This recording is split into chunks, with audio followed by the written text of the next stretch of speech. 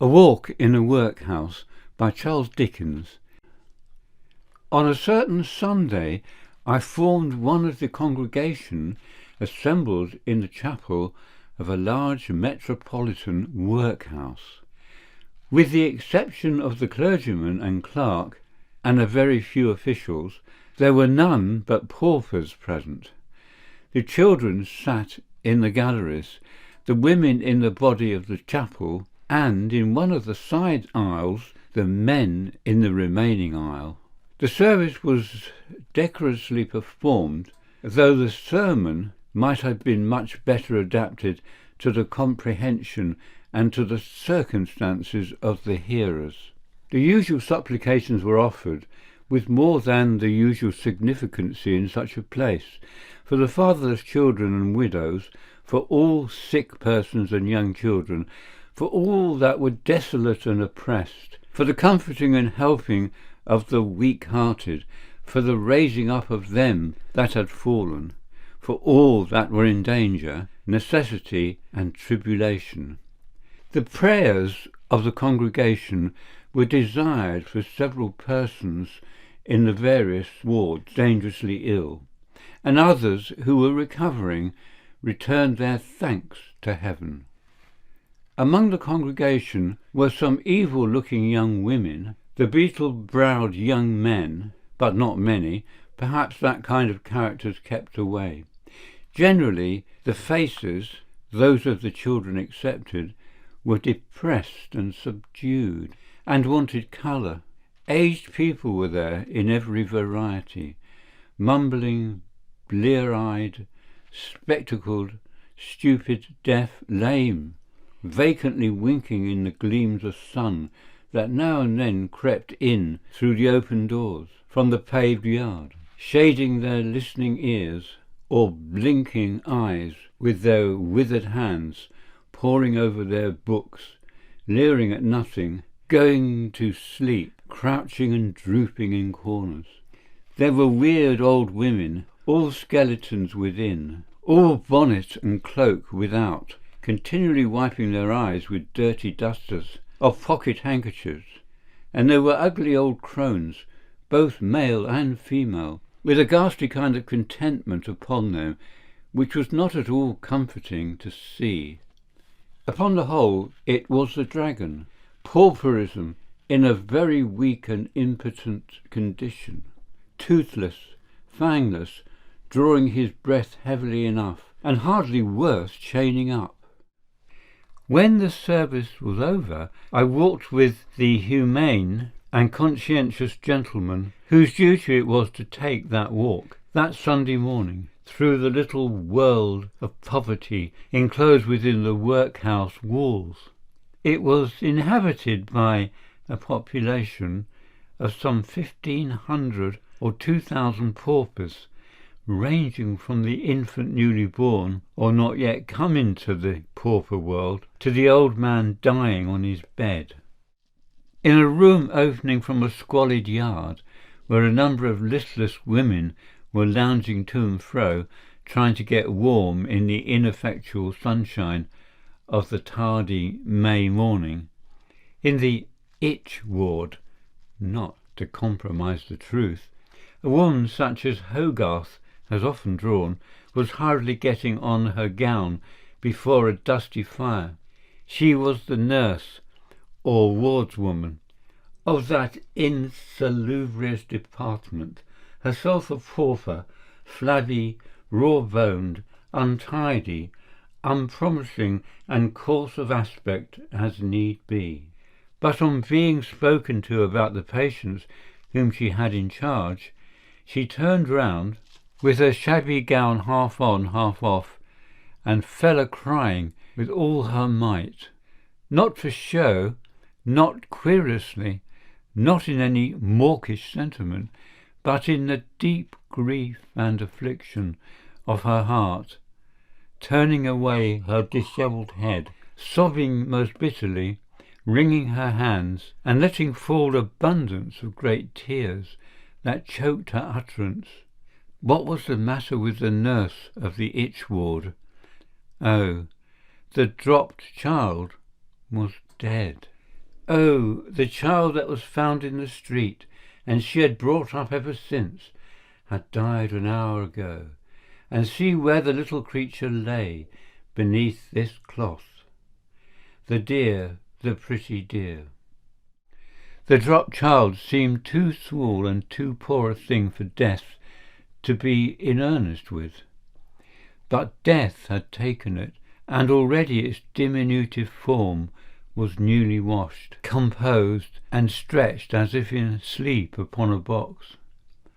I thought I heard a voice from heaven saying, "It shall be well for thee, O nurse of the itch-ward, when some less gentle pauper does those offices to the cold form, that such as the dropped child are the angels who behold my Father's face."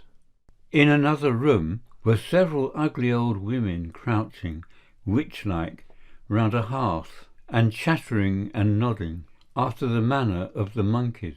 All well here, and enough to eat? A general chattering and chuckling, at last an answer from a volunteer. "Oh, yes, gentlemen. Bless you, gentlemen. Lord bless the parish of St. So-and-so. It feed the hungry, sir, and give drink to the thirsty, and it warm them which is cold. So it do, and good luck to the parish of St. So-and-so, and thankee, gentlemen." Elsewhere a party of pauper nurses were at dinner.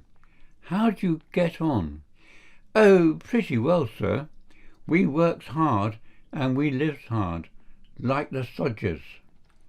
In another room, a kind of purgatory or place of transition, 6 or 8 noisy mad women were gathered together under the superintendence of one sane attendant.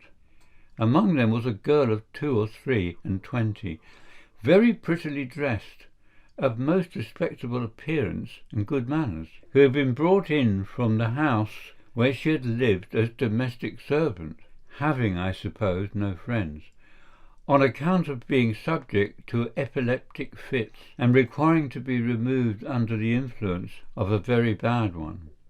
She was by no means of the same stuff, or the same breeding, or the same experience, or in the same state of mind as those by whom she was surrounded, and she pathetically complained that the daily association and the nightly noise made her worse and was driving her mad, which was perfectly evident. The case was noted for inquiry and redress, but she said she had already been there for some weeks. If this girl had stolen her mistress's watch, I do not hesitate to say she would have been infinitely better off. We have come to this absurd, this dangerous, this monstrous pass, that the dishonest felon is, in respect of cleanliness, order, diet, and accommodation, better provided for and taken care of than the honest pauper. And this conveys no special imputation on the workhouse of the parish of St. So-and-so, where, on the contrary, I saw many things to commend. It was very agreeable, recollecting that most infamous and atrocious enormity committed at Tooting, an enormity which, 100 years hence, will still be vividly remembered in the byways of English life, and which has done more to engender a gloomy discontent and suspicion among many thousands of the people than all the Chartist leaders could have done in all their lives. To find the pauper children in this workhouse, looking robust and well, and apparently the objects of very great care. In the infant school, a large, light, airy room at the top of the building, the little creatures, being at dinner and eating their potatoes heartily, were not cowed by the presence of strange visitors, but stretched out their small hands to be shaken with a very pleasant confidence. And it was comfortable to see 2 mangy pauper rocking horses rampant in a corner. In the girls' school, where the dinner was also in progress, everything bore a cheerful and healthy aspect. The meal was over. in the boys' school by the time of our arrival there, and the room was not yet quite rearranged, but the boys were roaming unrestrained about a large and airy yard, as any other schoolboys might have done. Some of them had been drawing large ships upon the schoolroom wall, and if they had a mast with shrouds and stays set up for practice, as they have in the Middlesex House of Correction, it would be so much better. At present, if a boy should feel a strong impulse upon him to learn the art of going aloft, he could only gratify it, I presume, as the men and women paupers gratify their aspirations after better board and lodging, by smashing as many workhouse windows as possible and being promoted to prison. In one place, the new gate of the workhouse, a company of boys and youths were locked up in a yard alone, their day-room being a kind of kennel where the casual poor used formerly to be littered down at night.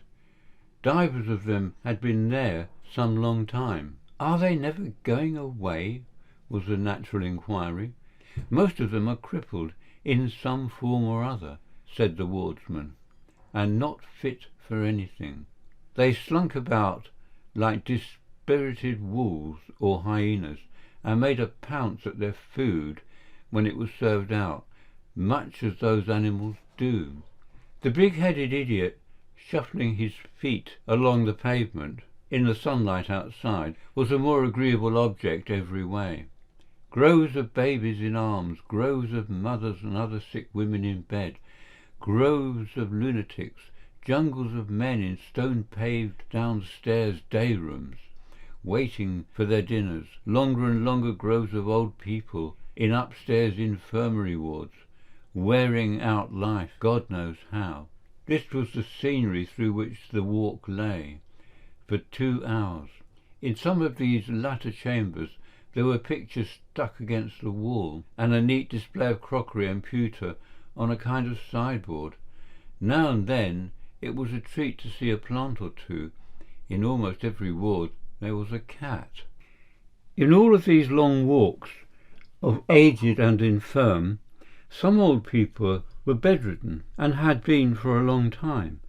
Some were sitting on their beds half naked, some dying in their beds, some out of bed and sitting at a table near the fire.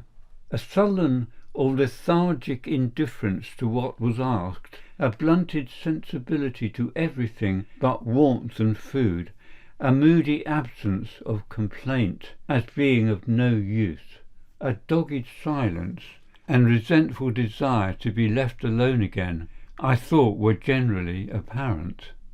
On our walking into the midst of one of these dreary perspectives of old men, nearly the following little dialogue took place, the nurse not being immediately at hand. "All well here?" No answer. An old man in a Scotch cap, sitting among the others on a form at the table, eating out of a tin porringer, pushes back his cap a little to look at us, claps it down on his forehead again with the palm of his hand, and goes on eating. "All well here?" repeated. No answer. Another old man sitting on his bed, paralytically peeling a boiled potato, lifts his head and stares. "Enough to eat?" No answer. Another old man, in bed, turns himself and coughs. "How are you today?" to the last old man. That old man says nothing, but another old man, a tall old man of very good address, speaking with perfect correctness, comes forward from somewhere and volunteers an answer. The reply almost always proceeds from a volunteer, and not from the person looked at or spoken to. "We are very old, sir," in a mild, distinct voice. "We can't expect to be well, most of us. Are you comfortable?" "I have no complaint to make, sir," with half a shake of his head, a half shrug of his shoulders, and a kind of apologetic smile. "Enough to eat?" "Why, sir, I have but a poor appetite, with the same air as before, and yes, I get through my allowance very easily. But, showing a porringer with a Sunday dinner in it, here is a portion of mutton, and 3 potatoes. You can't starve on that. Oh dear no, sir, with the same apologetic air. Not starve. What do you want? We have very little bread, sir. It's an exceedingly small quantity of bread. The nurse, who is now rubbing her hands at the questioner's elbow, interferes with, "It ain't much really, sir. You see, they've only 6 ounces a day, and when they've took their breakfast, there can only be a little left for the night, sir." Another old man, hitherto invisible, rises out of his bedclothes as out of a grave, and looks on. "You have tea at night?" The questioner is still addressing the well-spoken old man. "Yes, sir, we have tea at night, and you have what bread you can from the morning to eat with it." "Yes, sir, if we can save any." "And you want more to eat with it?" "Yes, sir," with a very anxious face. The questioner, in the kindness of his heart, appears a little discomposed, and changes the subject. "What has become of the old man who used to lie in that bed in the corner?" The nurse doesn't remember what old man is referred to. There has been such a many old men.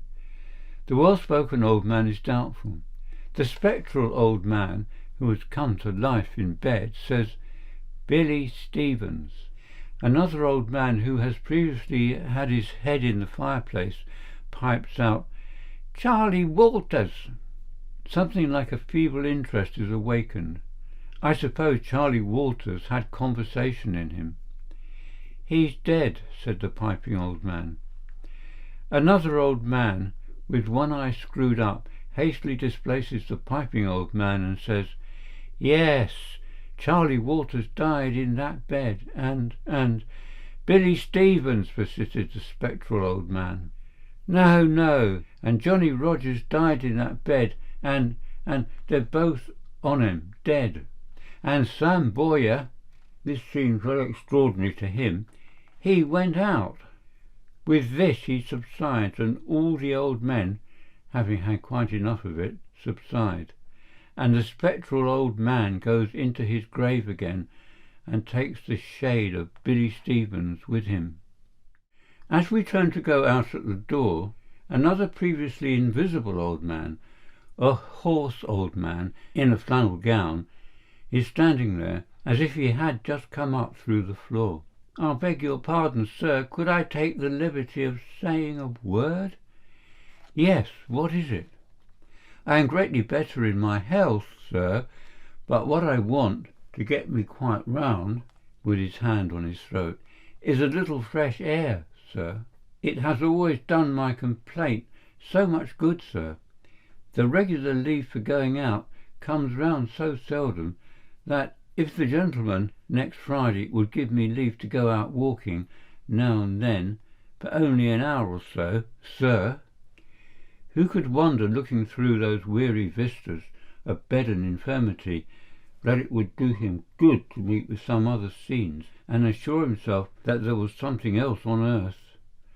Who could help wondering why the old men lived on as they did, what grasp they had on life, what crumbs of interest or occupation they could pick up from its bare board, whether Charlie Walters had ever described to them the day when he kept company with some old pauper woman in the bud, or Billy Stevens ever told them of the time when he was a dweller in the far-off foreign land called home.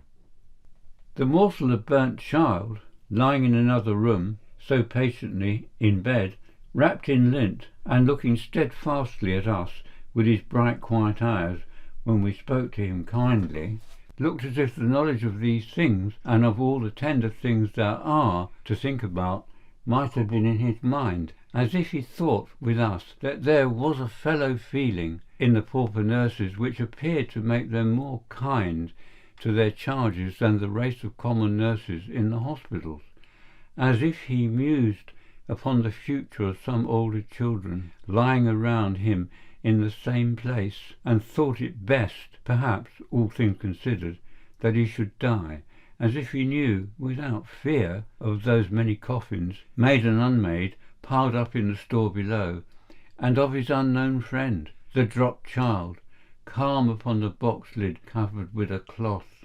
But there was something wistful and appealing, too, in his tiny face, as if, in the midst of all the hard necessities and incongruities he pondered on, he pleaded in behalf of the helpless and the aged poor for a little more liberty and a little more bread. End of A Walk in a Workhouse by Charles Dickens. Recording by Peter Tomlinson.